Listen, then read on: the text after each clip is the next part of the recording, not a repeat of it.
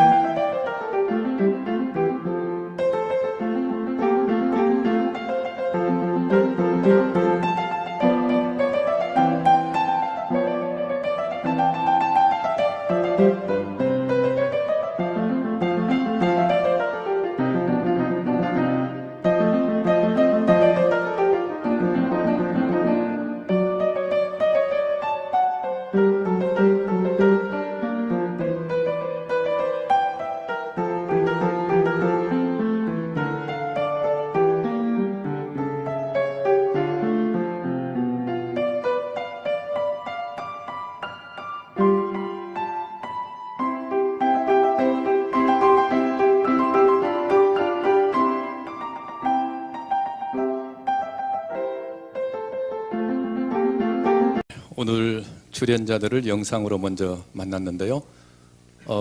출연자들 영상 마음에 드셨는지 모르겠습니다. 마음에 드셨습니까? 네, 김혜경 시인만 마음에 드신 것 같네요. 그러면은 뭐 상관없습니까? 마음에 들든 안 들든? 네, 마이크 대시고요. 자, 그러면은 한 분 한 분 소개를 다시 해드리겠습니다. 제 오른쪽부터 고정선 시인님 나오셨습니다. 네, 김경애 시인님 자리하셨습니다. 그리고 제 오른편에 김혜경 시인님이십니다. 그리고 제 왼편에는 이순동 시인이시고요.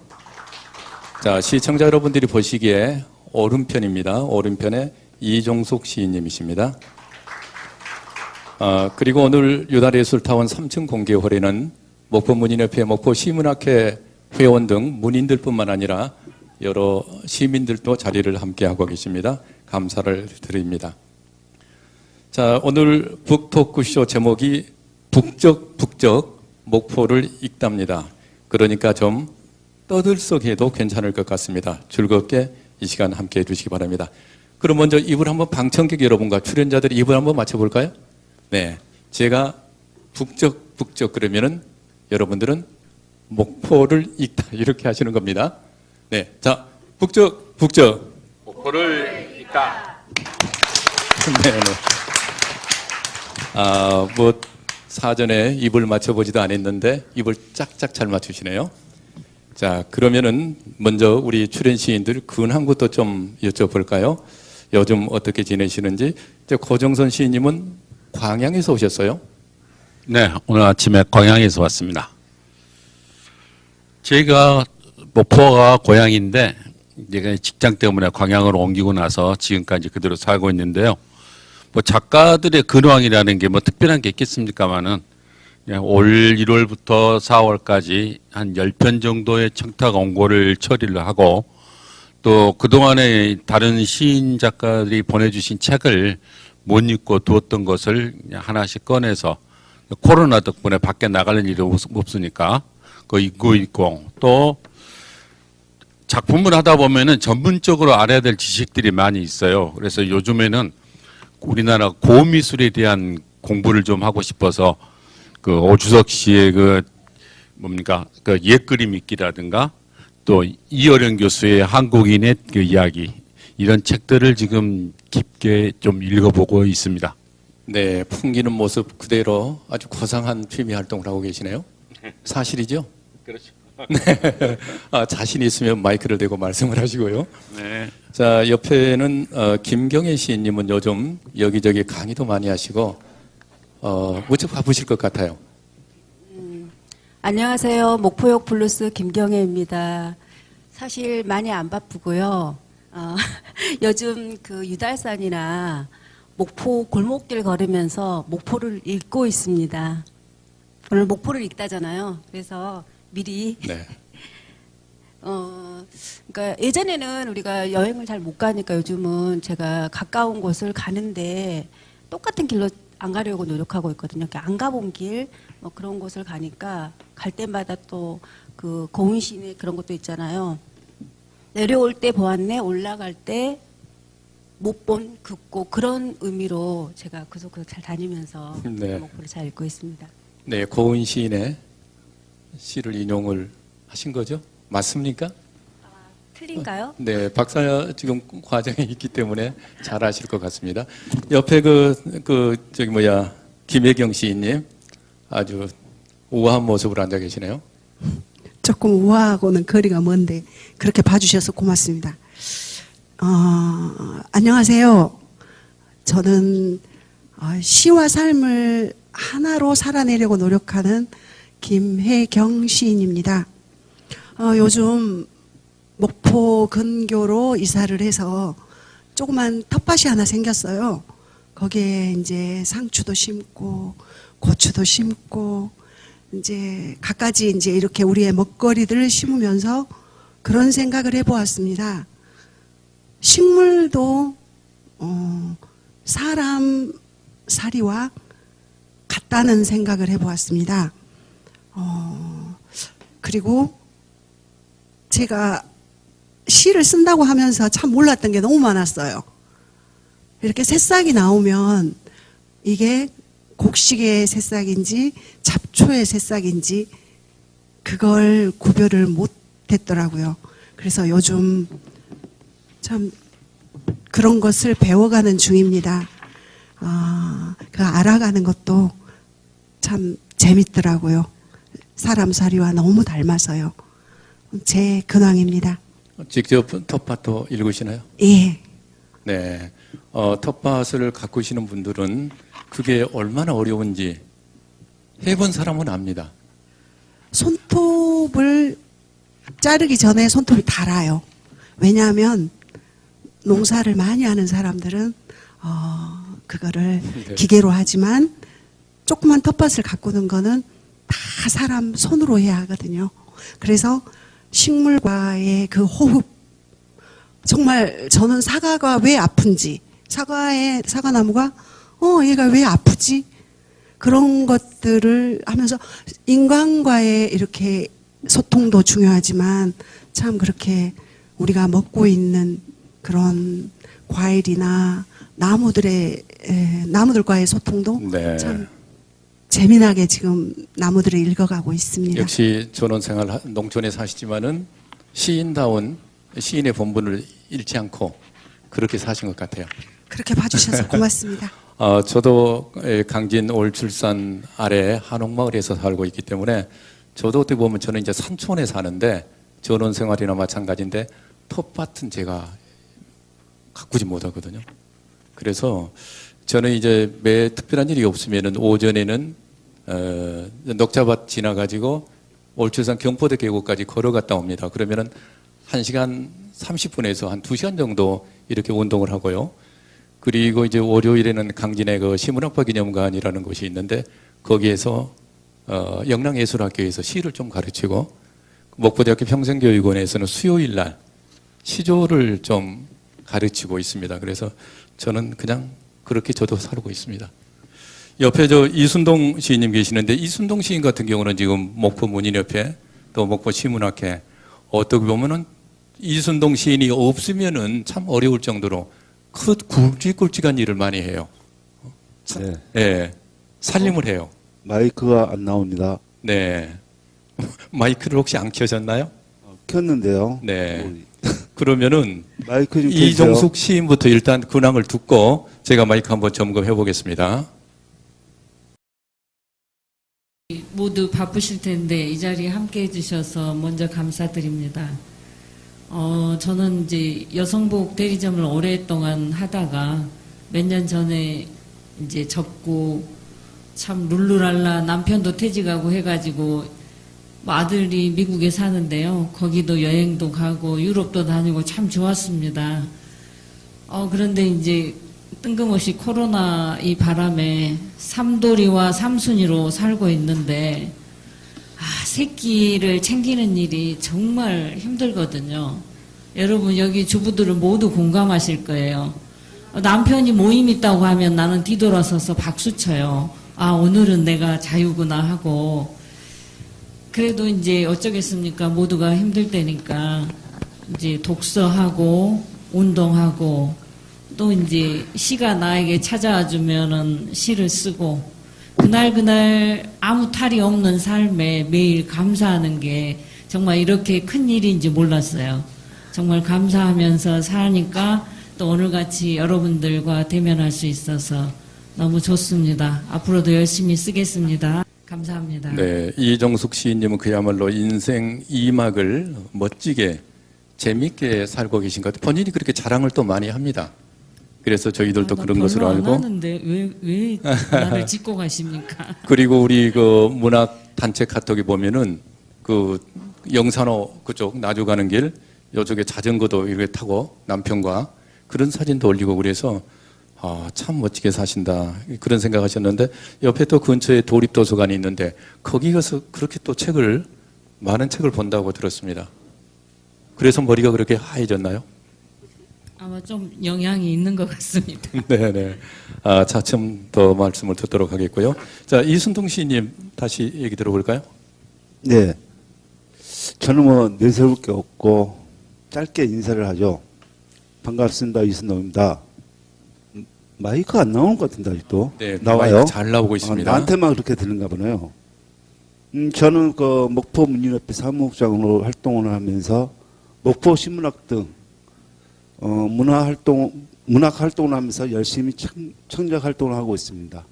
반갑습니다. 뭐 내세울 게 네, 없으니까 이순동 시인은 또 주겠습니다. 이제 직장 일로 많이 사실은 바빠요. 그럼에도 불구하고 문학 단체 일도 많이 하시고 또 글도 많이 쓰시고 좀 대단하신 분입니다. 자, 근황을 좀 들어봤고요. 이어서 계속해서 작년, 재작년, 벌써 재작년이 됐네요. 여기에 계신 시인님들은 시집들 내시느라고 많은 그 고생들을 하셨는데 오늘 그 얘기를 좀 들어볼까요? 김혜경 시인부터 들어볼까요? 김혜경 시인의 시집 물고기 눈물 대단했습니다. 1800권 했을 때요. 그러게요. 네. 제가 시집을 절대 내지 말자 주의였습니다. 그리고 꼭 내야 한다면 제 회갑 기념으로 한 권만 내 일생에 한 권만 내야지라고 생각을 했는데 이렇게 갑자기 2014년도에 이렇게 묻게 되었어요. 근데 또 제목이 물고기 눈물입니다. 근데 얘가 나오자마자 세월호가 이렇게 넘어졌어요. 그래서 좀 뭔가 겨냥하고 시집을 내지 않았나 이런 네. 마음이 겨냥하셨네요. 너무 전혀죠. 왜냐하면 그렇게 제목을 안 지었겠죠. 조금 알았더라면. 그러나 시집이 먼저입니다. 먼저 나왔기 때문에 그건 아니고 그래서 참 마음이 많이 아파서 그 시집을 많이 이렇게 못 꺼내 보인 그런 사례이기도 합니다. 그리고 허영만 시인께서 이제 이렇게 해설을 써주셨고 도서출판 열린시학에서 이렇게 나왔는데 그럼에도 불구하고 많은 사람들이 좋아해 주시고 또 칭찬도 채찍도 받았습니다. 그렇게 해서 그래요. 어떻든 작가는 결과물이 있어야 되겠더라고요. 결과물이 있어야 어디서 내가 이렇게 작가다 등단만 가지고는 그게 되지 않더라고요. 그래서 시집을 내놓고 나서 지금 제2 시집을 준비하고 있습니다. 네. 그래서 내 일생에 1994년에 등단하셨는데 네, 2014년에 고요아침에서 이 시집이 나왔죠. 네. 네. 이제 다른 분들이 보면은 좀 게으르신가? 그럴 것 같은데 그거하고는 전혀 상관이 없을까? 그러죠. 네. 왜냐하면 지면을 통해서 독자들하고 꾸준하게 만나왔고 또 공전은 30권이 넘습니다. 이렇게 동인지랄지 이렇게 목포문학이랄지 또 이렇게 지면을 주셔서 이렇게 문학 목포에도 제가 계속 실었던 걸로 기억을 합니다. 그랬기 때문에 작품 활동은 꾸준하게 해왔고요. 단지 제 개인 시집을 제가 처음에 등단하면서 그 생각을 했었어요. 저는 시집을 회갑 기념으로 딱 한 권만 묶어야지. 지금 회갑 되셨나요? 열심히 가고 있습니다. 아직 회갑이 안 되셨네요. 네. 그러면 목표는 뭐 초과 달성하셨나요? 그렇습니다. 그런데 자식을 이렇게 낳아서 이렇게 흩어져 있다라는 거 어찌 보면 시도 자식이잖아요. 그 자식이 잘났던 못났던 내 자식이거든요. 그리고 이 세상에서 어떤 엄마가 자기 자식을 못난이로 낳고 싶지는 않을 것 같아요. 다 잘나고 싶어요. 잘생기게 멋들어지게 낳고 싶을 거예요. 그런데 그 자식이 잘났건 못났건 내 자식인데 이게 흩어져 버리더라고요. 그래서 어느 시점에 있어서는 그것을 하나로 이렇게 울타리를 만들어 줘야 되겠다 그 생각이 들어서 이 시집을 게으르게 보여줄 수 있으나 이 시집을 지금 묶으려고 네. 지금 작정했습니다. 김혜경 시인님은 한 편을 써도 정말 명편들, 명작들을 남기는 그런 시인로 소문이 나 있거든요. 그래서 아직 이 물고기 눈물, 물고기가 흘린 눈물이 어떤 눈물인지 궁금하신 분들은 인터넷 들어가면 바로 구입할 수가 있죠. 네, 저도 제 책이 없어서 네. 오늘 지금 서점에서 10권을 제가 사왔습니다. 네. 그래서 필요하신 분들은 앞에 지금 비치가 돼 있거든요. 네. 그래서 귀한 시집을 오늘 방청객들 또 가져갈 수 있겠네요. 네, 김혜경 시인님의 물고기 눈물이었고 옆에 지금 제 왼편에 이순동 시인님은 제목이 노을공원이에요. 네. 노을공원은 목포에 있는 네, 그 북한에 있는 그 노을공원을 갔다가 시집 제목을 고민하다가 노을공원? 참 좋은데. 그래서 한번 그 김재석 선생님하고 의논하다가 이렇게 네. 노을공원이 탄생했습니다. 사이제에서 나왔군요. 네. 시집은 제 시집은 뭐랄까 서정적인 것이나 나의 생활담 그런 걸 많이 수록했고요. 갑자기 이거 생각도 안 했는데 실은 다른 걸 준비했는데 이게 어떤 걸 이렇게 준비하셨어요? 시장부터 이제 했는데 이게 갑자기 네. 이제 사회자님께서 물어보시니까 노을공원은 사이제에서 작년에 나왔네요. 예예. 네. 노을공원에서 노을이 지는 그런 날 그 시집을 펼쳐들고 그 시편들을 읽는 재미도 괜찮을 것 같아요. 그랬어요. 네. 저는 아직 여튼 이순동 시인은 노을공원을 펴내셨고 네. 그 옆에 그 이종숙 시인은 이번에 작년이었네요. 현대시학에서 또 시집을 펴냈어요. 네, 저는 2003년 시와 사람으로 등단했고요. 그동안 3권의 시집을 출간했습니다. 2008년에 시와 사람에서 나온 첫 시집 길이에서 꾸는 꿈은 삶의 현장에서 일하고 부딪히는 그 사람들의 모습을 보고 이제 그런 이웃들의 따뜻한 모습을 쓰려고 노력했던 시들이 그려졌고요. 2015년 열린 시학을 통해 나온 2번째 시집 아직은 따뜻하다는 제가 이제 나이가 들어가면서 삶과 죽음 우리가 삶의 길과 시의 길에서 어떻게 하면 사람들과 좀 따뜻함을 나눌 수 있을까 하는 그런 생각들로 쓰여진 작품들이 주로 실렸습니다. 그리고 작년에 2020년 현대시학에서 낸 세 번째 시집 낯선 시간에서는 그 시집 제목처럼 우리가 앞에 놓여 있는 시간들은 매일 같은 것 같지만 모르거든요. 어떤 시간이 나에게 올지. 그 낯선 시간들을 생각하면서 사람의 시간과 어떤 종교적인 시간 이런 것들을 생각하면서 쓰여진 작품들이 묶여져 있는데요. 운 좋게도 이 세 번째 시집이 한국예술위원회 아르코 문학나눔 우수도서로 선정되는 그런 행운을 얻기도 했습니다. 모든 시인들이 시를 써서 먹고 사는 세상은 아니거든요. 말이 있어요. 돌을 하나 탁 던지면 시인의 머리에 맞는다고 합니다. 그 정도로 시를 써도 서로 시인들이 시집을 사보고 또 시인들끼리 또 책을 내서 나눠주고 이런 게 지금 일상인데 참 태어나서 처음으로 인세를 받아봤습니다. 인세를 받았다고 했더니 미국 가 있는 손녀딸이 지 몫은 없냐고 그렇게 전화가 와서 5만 원을 주마 이렇게 약속을 해뒀습니다. 그래도 그런 사소한 거 이 책값에 몇 권값도 안 되지만은 그런 즐거움을 또 느끼는 그런 한 해이기도 했습니다. 여러분 모두도 그런 기쁨이 있었으면 좋겠습니다. 네, 이제 박수가 나오네요. 박수를 방청객들 치시려면은 좀 제대로 치시고 한번 쳐볼까요? 네, 함성도 필요합니다. 지금 이종숙 시인님의 낯선 시간은 이제 전국의 도서관 등에도 이제 보급이 된 것으로 알고 있습니다만은 저도 사실은 이제 첫 시조집 저도 이제 3권을 냈는데 첫 시조집 받침없는 편지는 운 좋게 고3문학대상 신인상을 받았고요. 두 번째 시조집 노을치마 가지고는 한국시조시인협회에서 선정한 올해의 시조집상 그리고 작년에 낸 산문집 문득 세대가 돼요.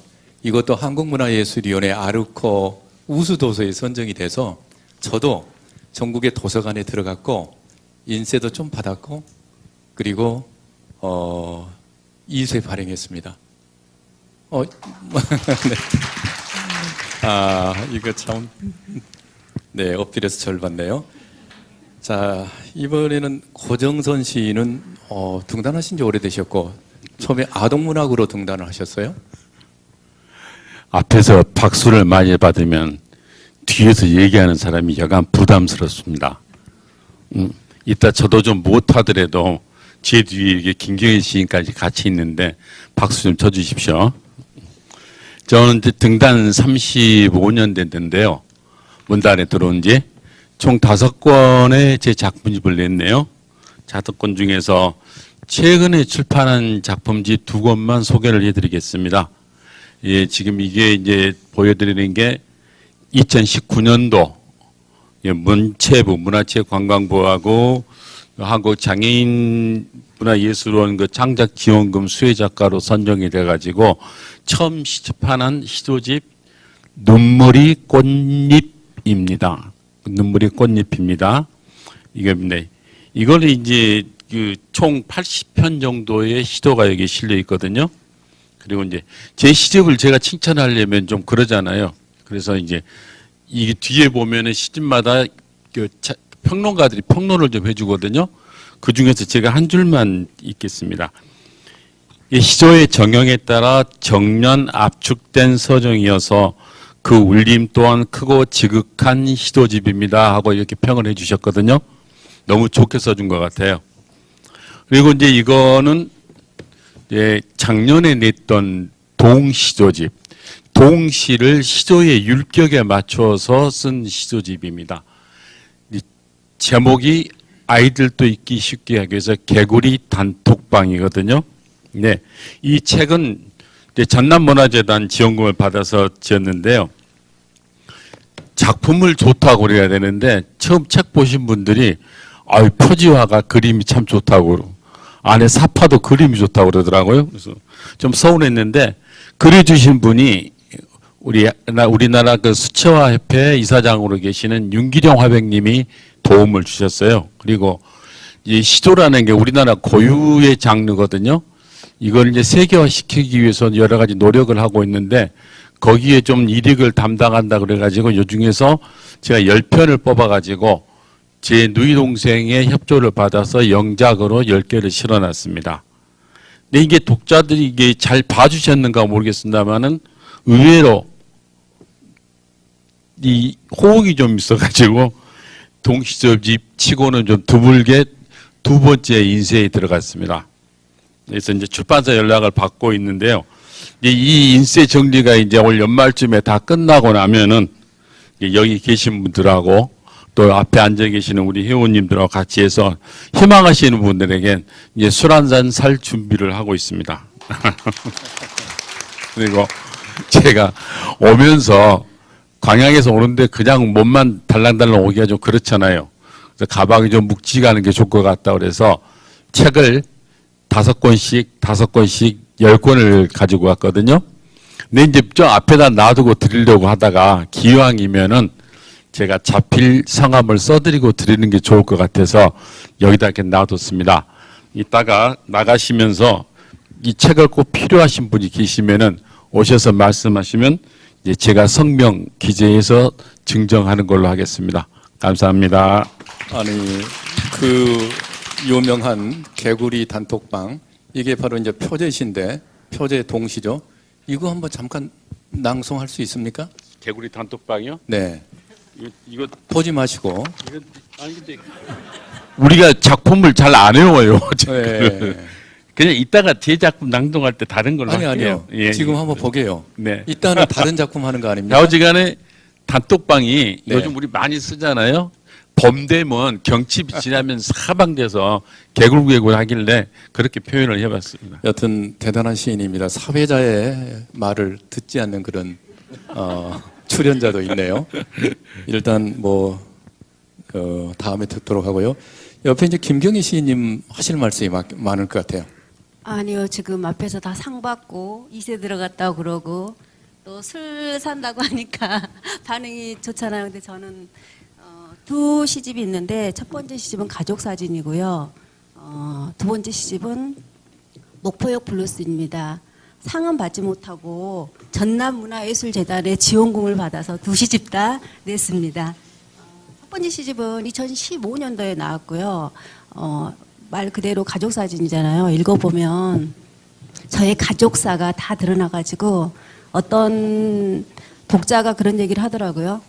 정말 시끌시끌하고 가난하고 또 힘든 어떤 가정집을 위에서 다 내려다보는 것 같아서 원래 남의 집 불구경 재미있죠. 재미있고 슬프고 또 이제 공감을 많이 했다고 그러더라고요. 그래서 이제 그 작가들은 좀 부끄럽긴 하지만 자기 가족사를 좀 털어내야지 다른 단계로 좀 넘어가는 그런 게 있거든요. 그래서 첫 번째 시집은 저의 어린 시절과 아버지 이야기, 저의 뭐 지금 이 세상에 있는 언니 이야기 이런 걸 많이 썼고요. 또 두 번째 시집 같은 경우는 목포역 블루스인데 첫 번째 시집에서 다 털어내고 나서 돌아보니까 제 자신이 또 보이더라고요. 그래서 이제 제가 이건 2018년도에 나온 시집인데요. 막 그 뭐라 그럴까 지금 살고 있는 이 시점은 굉장히 안정적인데 어디론가 막 떠나고 싶고 어디 가고 싶고 이런 욕망이 굉장히 많은 것 같아요, 제 안에서. 그래서 목포역 블루스도 그렇고 이 시집 안에 나온 뭐 북항이라던가 이런 것들을 보면은 어딘가를 떠났다가 정말 형벌처럼 힘들게 집으로 돌아오는 그런 과정들 그런 것들을 썼습니다. 네. 목포역 블루스도 있고 디스코도 있고 고고도 있는데 왜 블루스로 제목을 붙였나요? 블루스를 좋아하시나요? 블루스뿐만 아니라 춤을 잘 추고 싶은데 네. 춤을 잘 추고 싶어요. 예전에는 또 좀 놀기도 했는데 잘 못 치거든요. 근데 그때 당시에 제가 자코메티 특별전 갔다 와가지고 그때 재즈 음악에 좀 심취해 있어가지고 좀 우연찮게 제목을 이렇게 붙였습니다. 김경희 시인의 시집은 천년의 시작에서 두 번 다 나왔어요. 네. 이제 궁금하신 분들은 또 서점에 가면은 볼 수가 있고요. 네, 인터넷 서점에도 있고 한솔문고도 있고요. 시집 많이 사주세요. 네. 자, 이제 그 본인의 작품들에 대해서 들어봤고, 지금 오늘 주제가 문학목포 6호 북토 쿠션인데, 그 문학목포 6호에는 어떤 작품들이 실려 있는지 그런 말씀을 좀 들었으면 좋겠어요.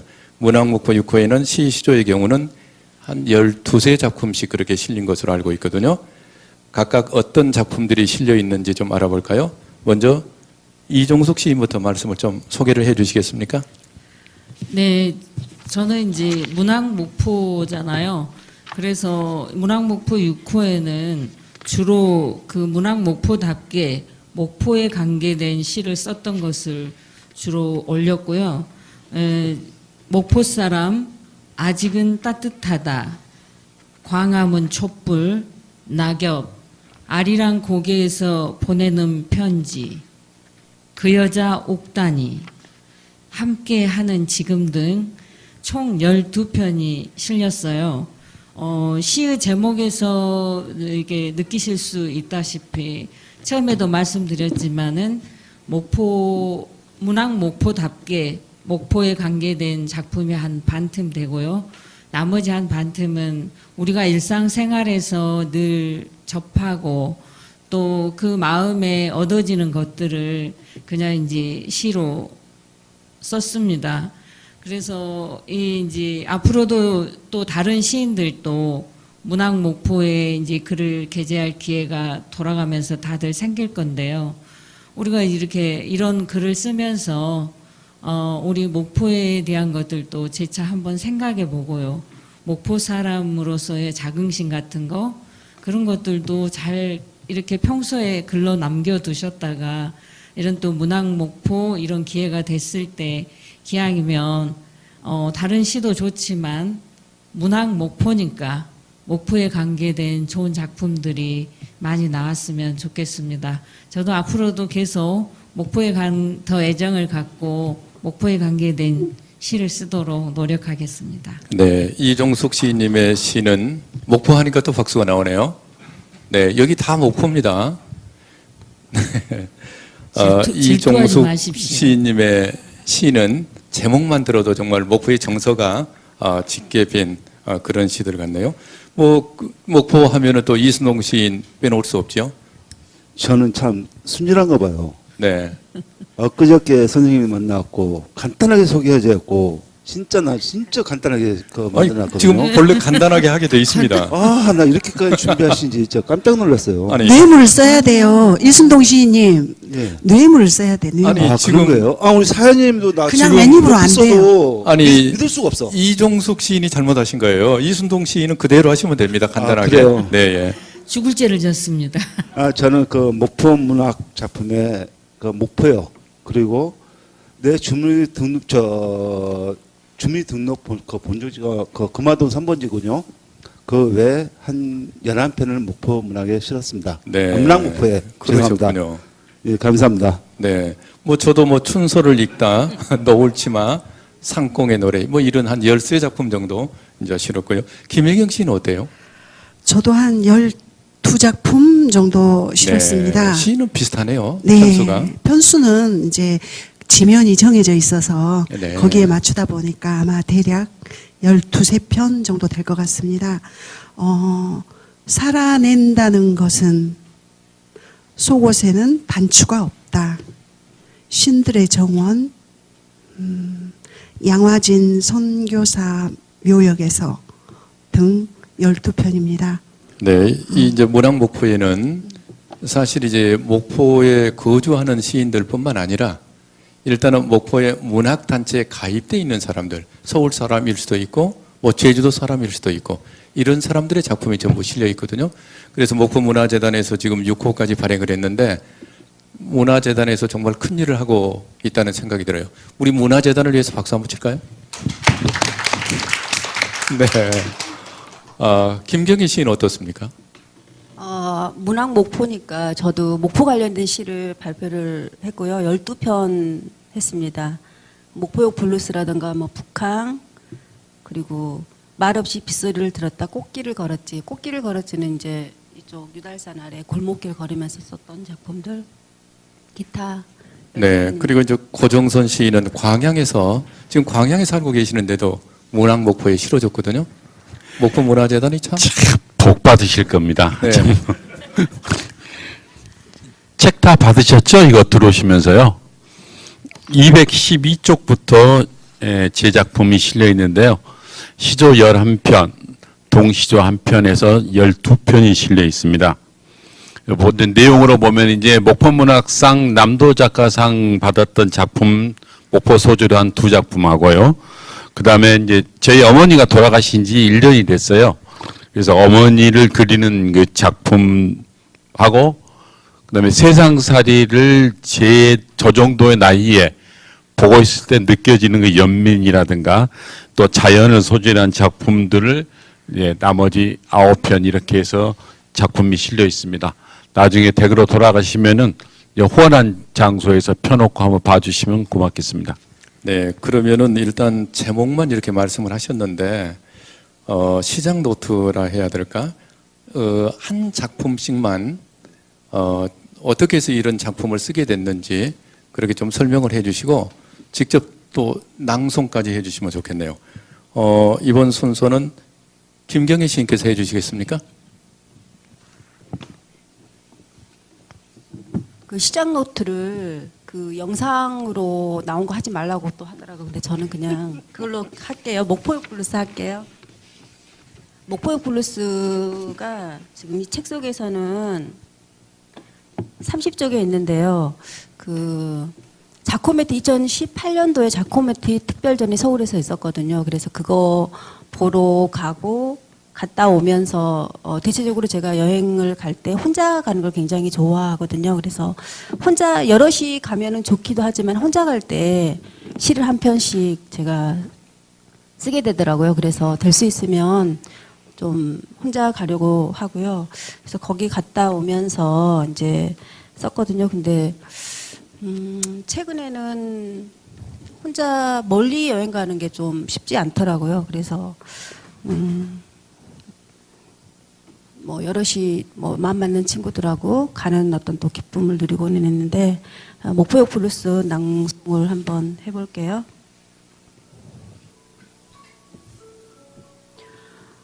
목포역 블루스. 서울 자코메티 한국 특별전 관람 후 늦은 밤 비 내리는 목포역에 내린다. 온몸에 감기는 이난영의 애절한 가락과 바다짠내.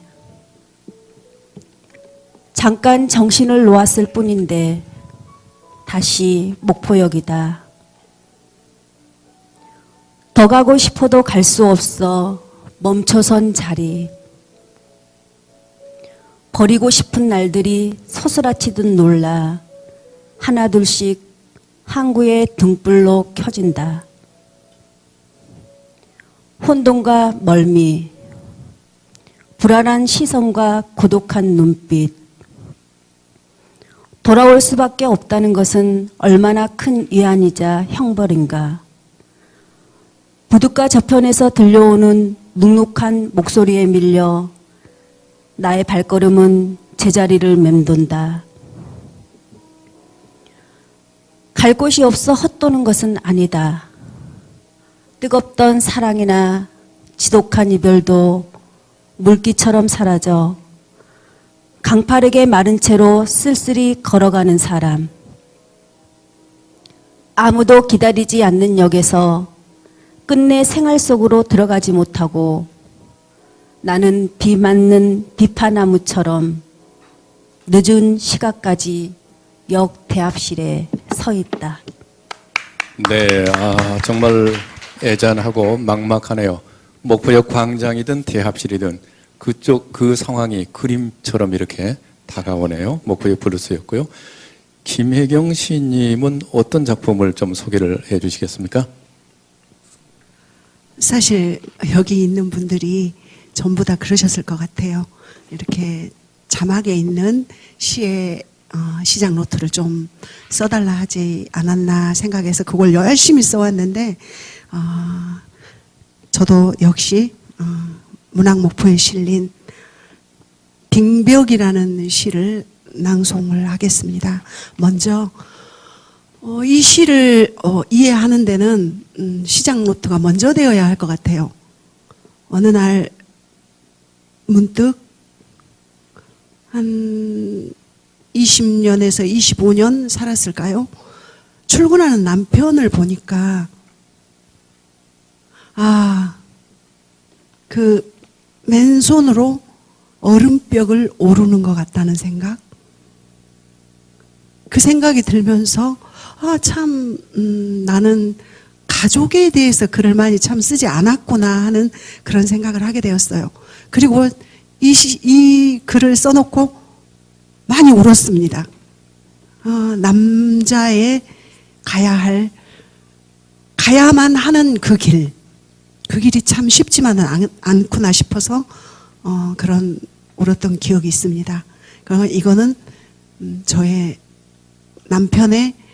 남편을 보며 출근하는 남편을 보며 쓴 글입니다. 읽는 걸로 대신하겠습니다.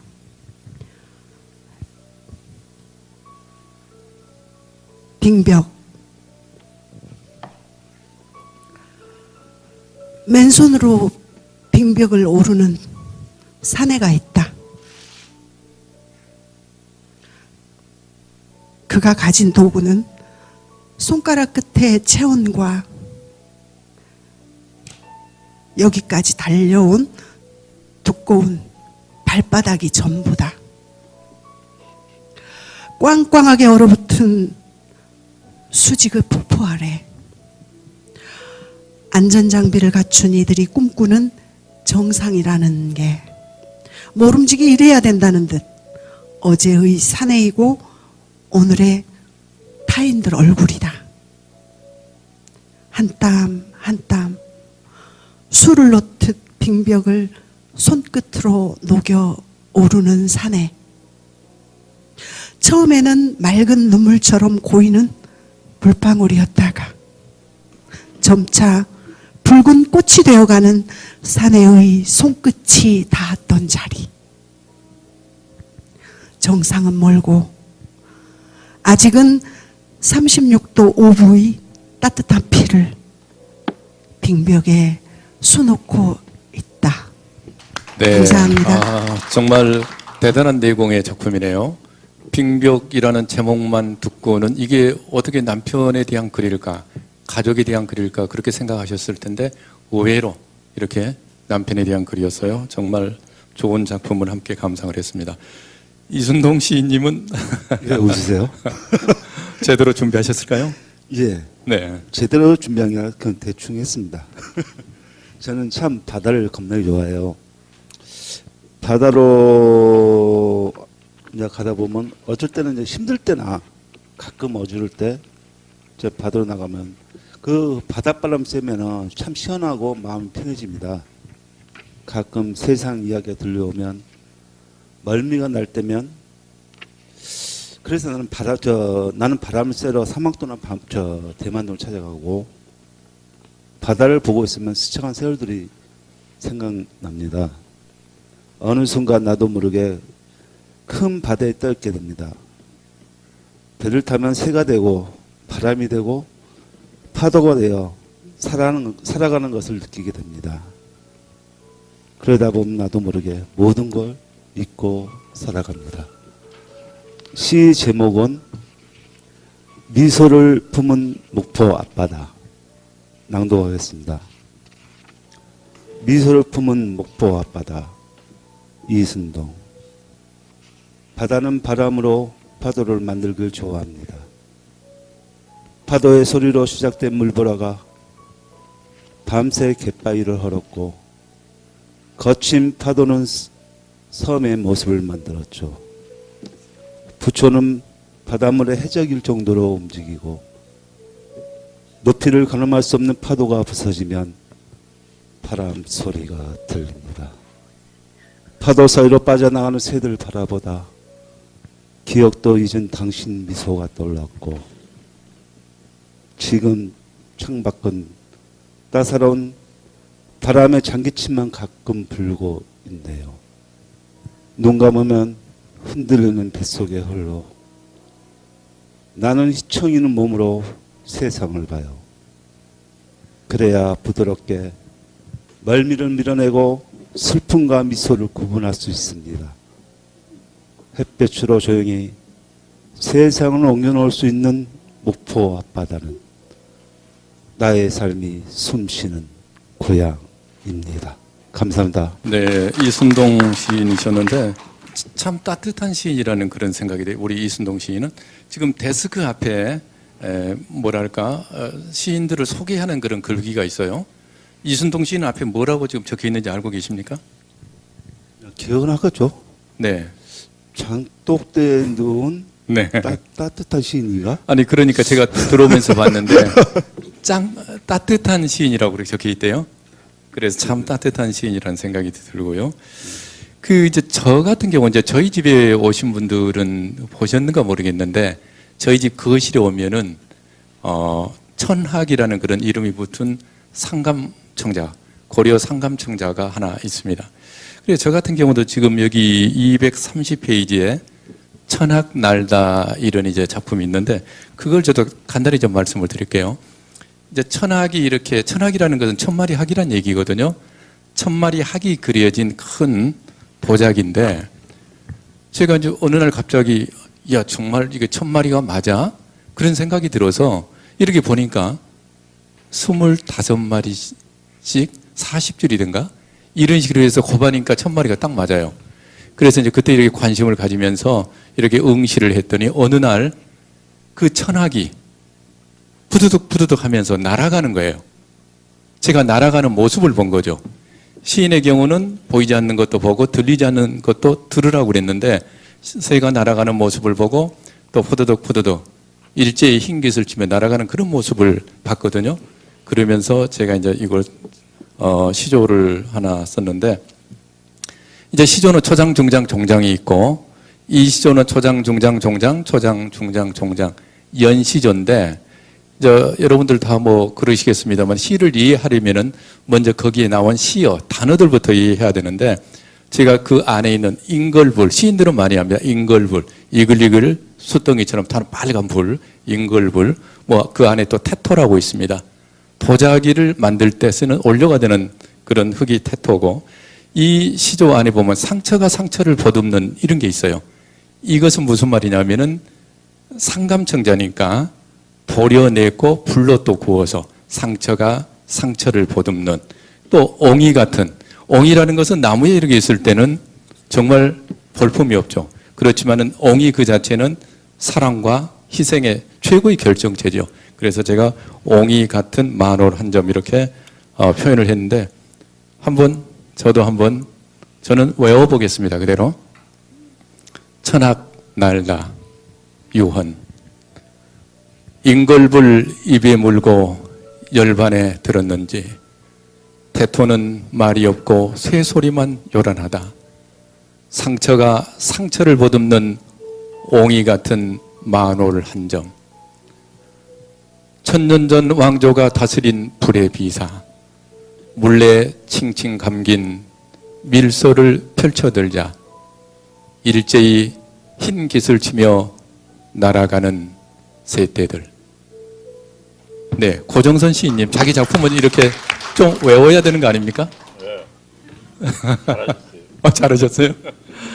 잘하셨어요? 근데 사실은 정말 저는 제 시를 대부분 외웁니다. 수도 없이 퇴구를 하다 보면은 외워질 수밖에 없어요. 그리고 시조는 좀 이제 자유시에 비해서 짧기도 하고요. 자, 이종숙 시인님은 어떤 또 명편을 소개하실지 궁금합니다. 네, 저는 문학목포의 12편 소개된 시 중에서 목포 사람이라는 작품으로 말씀드릴게요. 이 작품은 제가 활동하고 있는 시문학회에서 목포 관련 시를 써서 전시하는 행사가 있어서요. 그때 쓰여진 시인데 우리가 시를 쓰려면은 사물이건 모든 것에 관심을 가져야 되잖아요. 그때 이 목포 사람이라는 시를 쓰기 위해서 목포라는 지역과 목포 사람에 대해서 제가 다시 한번 생각하는 계기를 가졌습니다. 목포는 바다를 끼고 있고 또 섬을 끼고 있고 육지와 이렇게 다 연결되어 있는 굉장히 매력적인 도시죠. 그러나 역사적으로나 정치적으로는 반대로 많은 손해를 많이 보고 그로 인해서 목포 사람들은 늘 좀 경제적으로 힘들게 산 그런 아픔이 있더라고요. 그걸 익히 알고는 있었지만 시를 쓰면서 다시 한번 그걸 되새기게 됐습니다. 그래서 이제 이런 시를 썼는데요. 또 목포하면 특히 전라도 사투리 뭐 매력적이죠. 그 언어들을 시 부분 넣으면서 목포라는 그 느낌을 살려서 이 글을 썼습니다. 제가 뭐 낭송은 잘 못하고요.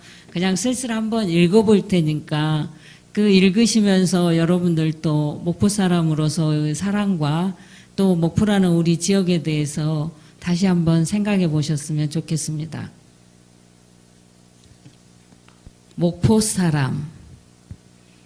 무뚝뚝하고 말씨가 거칠다고 속까지 그런 줄 아셨어. 갯바람 맞으며 쪽발이 군발이 시대 거치고 정치바람에 이리 치고 저리 치여 가난하고 배고파 보시오. 어디 그렇게 부드럽고 살랑거려지는가.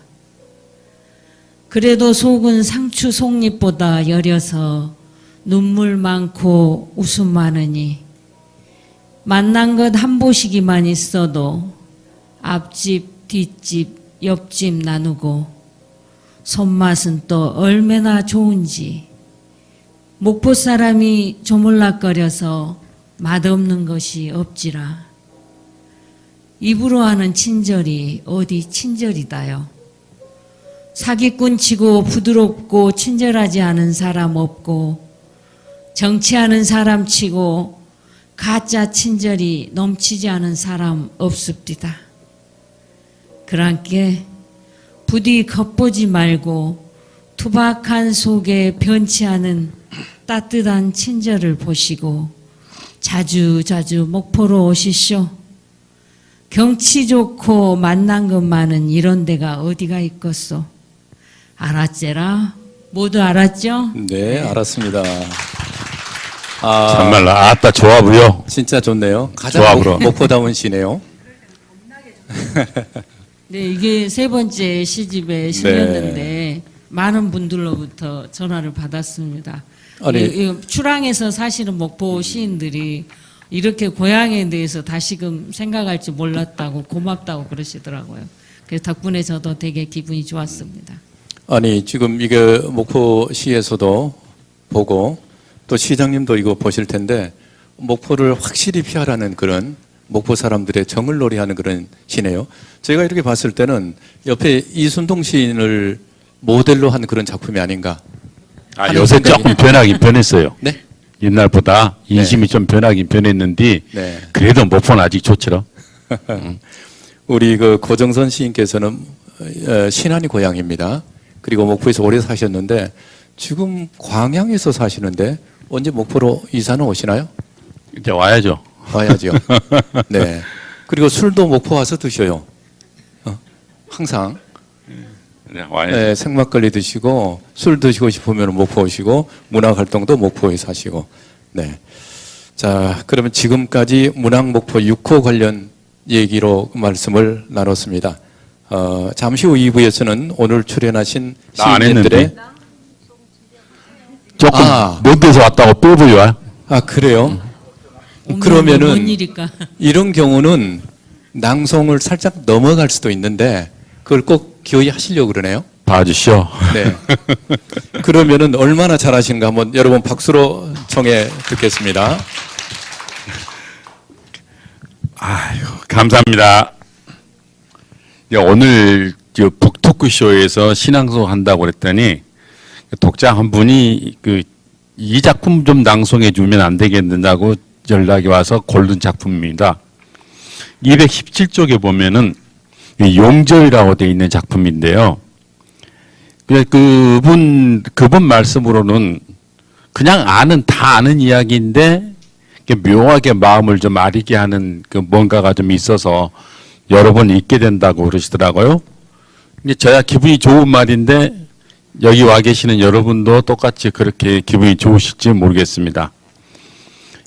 이 시상이 떠오른 건 참 단순했어요. 차가운 새하고 새가 새와 새의 열을 가해서 하나로 붙이는 모습을 여러분도 많이 봤을 것입니다. 이게 쉽게 하나가 될 리가 없죠. 그렇게 하나가 되기까지는 치열한 불티가 튑니다. 불티가 튀고 나면 산소 용접 같은 경우에는 불꽃 온도가 약 섭씨 3,500도라고 그래요. 이제 그걸 가만히 보면서 남녀 관계라든가 일반적인 인간관계도 저렇게 진실하고 뜨겁게 제 살을 녹여주는 희생정신이 있어야만 진정한 하나가 되겠구나 하는 생각이 들었습니다. 좀 교훈적인 생각을 좀 합축시킨 면도 있지만은 어떤 사람은 이 시를 보고 또 남녀 상혈지사라고 하면서 웃는 사람도 있습니다. 이 시라는 게 원래 작가의 손에서 떠나면은 독자의 몫이기 때문에 들어보시고 여러분께서 상상하시는 대로 해주시면 좋겠습니다. 낭송해 보겠습니다. 용접, 고정선. 우린 녹아서 하나 되어 단단해지고 그렇게 이어지니 피돌기도 힘차고 둘이서 하나 되는 건 뜨겁지 않음 못할 일. 이상입니다. 네, 정말 그대로 넘어갔으면 큰일 날 뻔했습니다. 시켜주셔서 고맙습니다. 대단한 시입니다. 네, 고정선 시인이었고요. 자, 지금까지 이제 조금 전에 말씀드린 것처럼 문학목포 6호 관련해서 얘기를 나눴고요. 잠시 후 2부에서는 우리 출연 시인들의 문학 활동 전반에 대한 그런 말씀을 듣도록 하겠습니다.